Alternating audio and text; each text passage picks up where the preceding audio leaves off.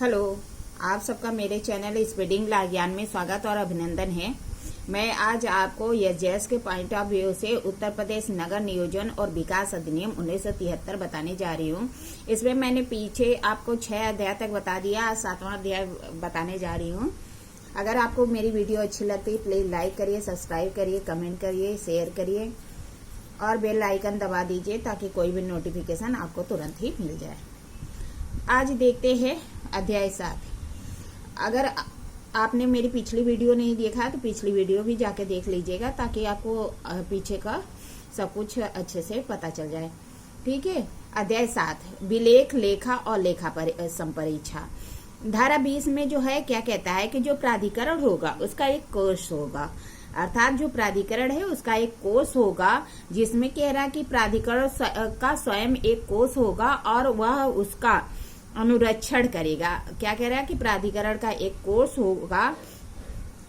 होगा और वह उसका क्या करेगा, सुरक्षा करेगा, अनुरक्षण करेगा, जिसमें निम्नलिखित जमा किया जाएगा। क्या तो कहता है कि समस्त धन जो प्राधिकरण द्वारा राज्य सरकार से अनुदान द्वारा या ऋण या अग्रिम रूप से या अन्यथा प्राप्त किया गया है। कह रहा है कि वो सभी धन उसमें जमा होगा जो कि प्राधिकरण को राज्य सरकार से अनुदान में, चाहे ऋण में या अग्रिम धन के रूप में या अन्यथा प्राप्त हुआ है।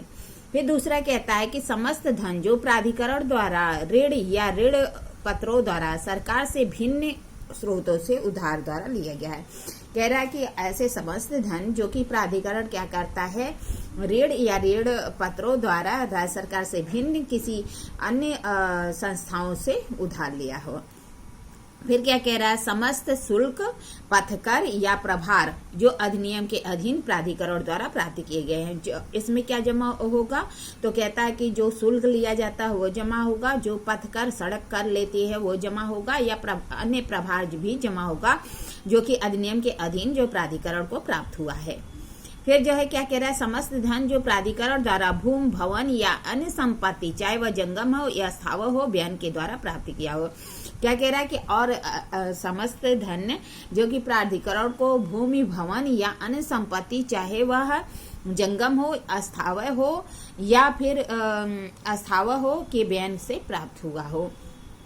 फिर क्या कह रहा है, समस्त धन जो प्राधिकरण द्वारा किराए, लाभ या अन्य रीति से या अन्य किसी स्रोत से प्राप्त हुआ हो। कह रहा है कि और अन्य समस्त धन जो कि प्राधिकरण या तो किराए पर दिया है, प्राधिकरण की कोई भूमि या जमीन तो उससे प्राप्त हुआ है, या कोई लाभ है या अन्य रीति से अन्य स्रोतों से प्राप्त हुआ। तो इसमें क्या कह रहा है कि प्राधिकरण का एक कोष होगा जिसमें निम्नलिखित जमा होगा, समस्त धन जो कि प्राधिकरण को राज्य सरकार के द्वारा अनुदान, ऋण या अग्रिम धन या अन्यथा प्राप्त हुआ हो। दूसरा कहता है कि समस्त धन जो कि प्राधिकरण को ऋण या ऋण पत्रों द्वारा सरकार से भिन्न अन्य स्रोतों से उधार लिया हो। फिर क्या कह रहा है, समस्त शुल्क, पथकर या प्रभार जो कि अधिनियम के अधीन प्राधिकरण को प्राप्त हुआ हो। फिर कह रहा है कि समस्त धन जो प्राधिकरण द्वारा भूमि, भवन या अन्य संपत्तियों, चाहे अस्थावर हो या जंगम से के बयान से प्राप्त हुआ हो। फिर कह रहा है समस्त धन जो प्राधिकरण को किराए, धन या अन्य स्रोतों से प्राप्त हुआ हो। फिर उपधारा 2 कहती है कि इस अधिनियम के जो प्रशासन है को उसका उपयोग प्राधिकरण द्वारा उपागत खर्चों को पूरा करने के लिए किया जाएगा और अन्य प्रयोजनों के लिए भी किया गया है। अब कह रहा है कोष में जो धन है उसका उपयोग कहाँ किया जाएगा, तो कह रहा है प्राधिकरण के द्वारा जो कार्य किया जाता है उसके लिए खर्च किया जाएगा और अन्य प्रयोजनों के लिए भी किया जाएगा।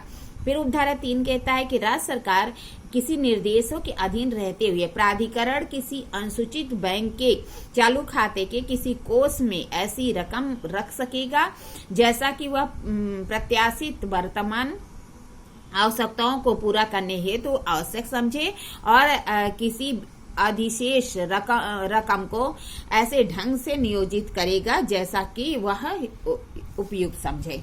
क्या कह रहा है, राज्य सरकार किसी निर्देशों के अधीन रहते हुए प्राधिकरण किसी अनुसूचित बैंक के चालू खाते में वह रकम को रखेगा और जैसे ही अप्रत्याशित वर्तमान आवश्यकताओं को पूरा करने के लिए आवश्यक हो या अन्य अधिशेष रकम के लिए ऐसे ढंग से नियोजित करेगा जैसा कि वह उपयुक्त समझे।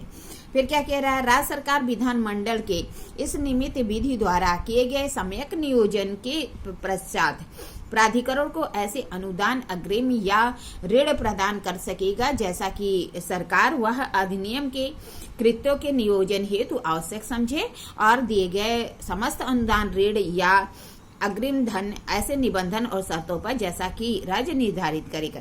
क्या कह रहा है, राज्य सरकार क्या करेगी, विधानमंडल द्वारा कोई विधि बताई गई है उसके सम्यक नियोजन के पश्चात प्राधिकरण को क्या करेगा, अनुदान देगा, ऋण देगा और जो है अग्रिम धन देगा जैसा कि वह उसके कृत्यों के लिए आवश्यक हो और ऐसे निबंधन और शर्तों पे देगा जैसा कि राज्य सरकार निर्धारित करे। फिर 5 कहता है कि प्राधिकरण ऐसे स्रोतों को जो राज्य सरकार से भिन्न या अन्य निबंधन या शर्तों पर जिसे कि राज्य सरकार द्वारा अनुमोदित किया जाए ऋण या ऋण पत्रों द्वारा उधार ले जा सकेगा। क्या कह रहा, प्राधिकरण ऐसे स्रोतों द्वारा जो राज्य सरकार से भिन्न या किसी ऐसे निबंधन या शर्तों पर जिन्हें कि राज्य सरकार द्वारा अनुमोदित किया जाए ऋण या जो ऋण पत्र है उसके द्वारा उधार ले सकेगा। फिर क्या कह रहा है, प्राधिकरण उपधारा 5 के अधीन उधार दिए गए धन के पुनः संदाय के लिए निक्षेप निधि रखेगा और प्रतिवर्ष निक्षेप निधि की ऐसी राशि का भुगतान करेगा जो कि उधार दिए गए धनराशि के नियमित समय के भीतर पुनः स्थापन के लिए पर्याप्त हो। ठीक है, क्या कह रहा है कि प्राधिकरण क्या करेगा, तो कह रहा को जो है 5 के अधीन रहते हुए उपधारा 5 के अधीन रहते हुए उधार दिए गए जो धन है उनके पुनः संदाय के लिए निक्षेप निधि रखेगा और निक्षेप निधि में ऐसी राशियों का भुगतान करेगा जो कि उधार दिए गए समस्त धनों के लिए नियत समय के भीतर पुनः स्थापन के लिए पर्याप्त हो। फिर जो है 7 कहता है कि निक्षेप नीति या उसके भाग का उपयोग ऐसे ऋण की निर्मुक्ति के लिए किया जाएगा जिसके लिए कि वह निधि का सृजन किया गया है और जब तक ऐसे ऋण का पूर्णतः उन्मोचन नहीं हो जाता तब तक उसका प्रयोग अन्य प्रयोजनों के लिए नहीं किया जाएगा। क्या कह रहा है, जो निक्षेप निधि है या उसका भाग का उपयोग किया जाएगा, तो कहता है कि ऋणों की निर्मुक्ति के लिए किया जाएगा या ऐसे ऋणों को पूर्णतः उन्मोचन के लिए किया जाएगा और अन्य प्रयोजनों के लिए तब तक नहीं किया जाएगा जब तक ऋण का भुगतान नहीं कर दिया जाता। ठीक है, अब बताया कि धारा 20 में जो है प्राधिकरण का एक कोर्स होगा और 21 क्या कहती है कि प्राधिकरण का बजट कैसे पेश होगा, तो 21 में बताया गया कि प्राधिकरण का बजट कह रहा प्राधिकरण प्रत्येक वर्ष ऐसे प्रारूप में और ऐसे समय में जैसे कि राज्य सरकार निर्दिष्ट करे प्राधिकरण का आकलन प्राप्ति या व्यय दर्शित करने के लिए आगामी वित्तीय वर्ष की बजट की बाबत बजट तैयार करेगा। प्राधिकरण क्या करेगा, तो कहता है कि राज्य सरकार जैसा भी निर्दिष्ट करे प्राधिकरण के जो प्राप्ति है और उसका व्यय है वह दर्शाते हुए प्रतिवर्ष के लिए बजट तैयार करेगा। अब देखिए धारा 22 में लेखा और संपरीक्षा है जो कि जो है 1983 से प्रतिस्थापित है। यहाँ पे तो क्या कह रहा है कि जानते हैं 10 साल बाद जो है इसको प्रतिस्थापित किया गया था एक्ट यूपी अधिनियम संख्यांक 28 द्वारा। लेखा और संपरीक्षा, प्राधिकरण समुचित लेखा और अन्य सुसंगत अभिलेख बनाएगा और तुलन पत्र सहित लेखाओं का वार्षिक विवरण ऐसे प्रारूप में तैयार करेगा जैसा राज्य सरकार निर्दिष्ट करे।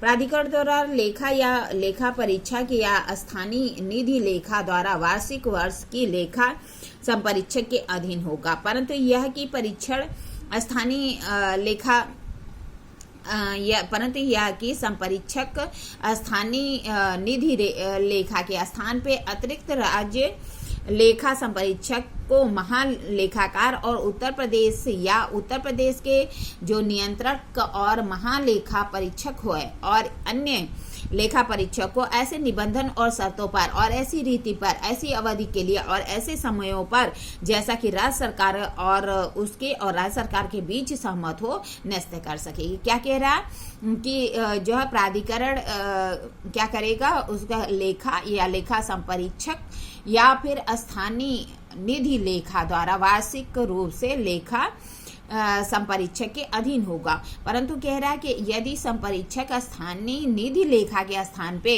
अतिरिक्त राज्य सरकार लेखा संपरीक्षक को महालेखाकार उत्तर प्रदेश और भारत के नियंत्रण और महालेखा परीक्षक को या अन्य लेखा परीक्षक को ऐसे निबंधन या शर्तों पर और ऐसी रीति पर जैसा कि ऐसी अवधि के लिए, ऐसे समय के लिए जिसके उसके और सरकार के बीच में, मतलब उसके मतलब जो है प्राधिकरण और सरकार के बीच में न्यस्त कर सकेगी।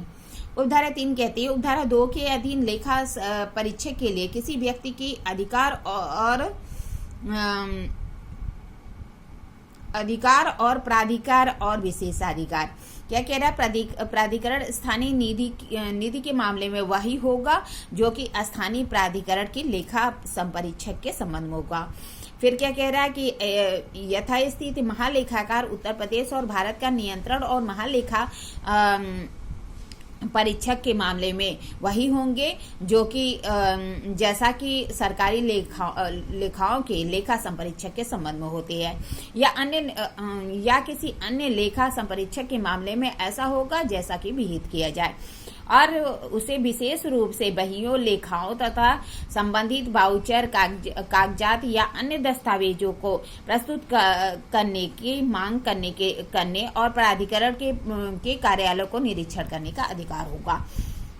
तथा क्या कह रहा है? चौथा, कि प्राधिकरण की लेखा या ऐसे लेखा संपरीक्षक या अन्य नियमित किए गए व्यक्ति को प्रमाणित हो और वह जो क्या होगा उस पर लेखा संपरीक्षक की रिपोर्ट वार्षिक रूप से या ऐसे समयों पर जैसा कि वह निर्दिष्ट किया जाए राज्य सरकार को अग्रसारित किया जाएगा और राज्य सरकार ऐसे निर्देश जारी करेगा जैसा उपयुक्त समझे। प्राधिकरण ऐसे निर्देशों के अनुपालन के लिए बात होगा। क्या कह रहा है कि जो प्राधिकरण का लेखा होगा वह राज्य सरकार को दिया जाएगा और राज्य सरकार जो है निर्देश करेगा तो उसी के अनुसार प्राधिकरण कार्य करने के लिए बात होगा। फिर कह रहा है कि लेखा संपरीक्षक के संबंध में लेखा संपरीक्षक द्वारा उपागत व्यय प्राधिकरण द्वारा लेखा संपरीक्षक को दे होगा। फिर आ जाइए धारा 23। क्या कह रहा है? वार्षिक रिपोर्ट। कह रहा है प्राधिकरण प्रत्येक वर्ष के लिए उस वर्ष के दौरान किए गए कार्यकलापों की रिपोर्ट करेगा और रिपोर्ट राज्य सरकार को ऐसे प्रारूप और ऐसी तिथि में के पहले प्रस्तुत करेगा जैसा राज्य सरकार विनिर्दिष्ट करे और ऐसी रिपोर्ट विधानमंडल के दोनों सदनों के समक्ष रखी जाएगी। क्या कह रहा है? प्राधिकरण क्या करेगा? प्रत्येक वर्ष के लिए उस वर्ष के दौरान किए गए कार्यकलापों के संबंध में रिपोर्ट देगा और रिपोर्ट किसको देगा? राज्य सरकार को देगा, ऐसे प्रारूप में देगा और ऐसी तिथि में प्रस्तुत करेगा जिसमें कि राज्य सरकार क्या करेगी? निर्देश दिया है, विनिर्दिष्ट किया है और इस रिपोर्ट को विधानसभा के दोनों सदनों के समक्ष भी रखा जाएगा। फिर जाए धारा 24 है पेंशन और भविष्य निधि।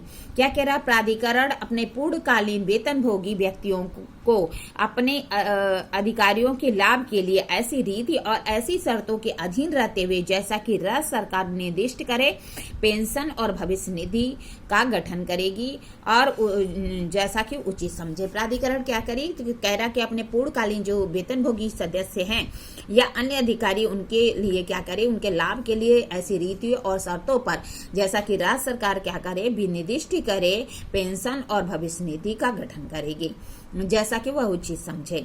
फिर जो है उपधारा 2 कहती है 24 की कि जहां ऐसे पेंशन और भविष्य निधि गठित की गई है वहां राज्य सरकार घोषणा कर सकेगी कि ऐसी निधि को भविष्य निधि अधिनियम 1925 के उपबंध लागू होंगे जैसा कि सरकारी भविष्य निधि हो। क्या कह रहा है कि अगर मान लीजिए कि प्राधिकरण पेंशन और भविष्य निधि का गठन करती है तो राज्य सरकार क्या करेगी? घोषणा कर सकेगी कि ऐसी जो निधि है वह भविष्य निधि अधिनियम 1925 के उपबंध ऐसे लागू होंगे जैसा कि वह सरकारी भविष्य निधि को लागू होते हैं। इस तरह मैंने आपको अध्याय 7 बता दिया है। आगे अध्याय 8 अगले वीडियो में बताऊंगी जो कि बहुत ही इम्पोर्टेंट है। अध्याय 8 जो है तो जो है मैं आगे की वीडियो में अध्याय 8 आपको बताऊंगी। अगर आपको यह मेरा वीडियो अच्छा लगता है प्लीज लाइक करिए, सब्सक्राइब करिए, कमेंट करिए, शेयर करिए और साथ ही साथ बेल आइकन दबा दीजिए ताकि कोई भी नोटिफिकेशन आपको तुरंत ही मिल जाए। ठीक है, धन्यवाद, थैंक यू।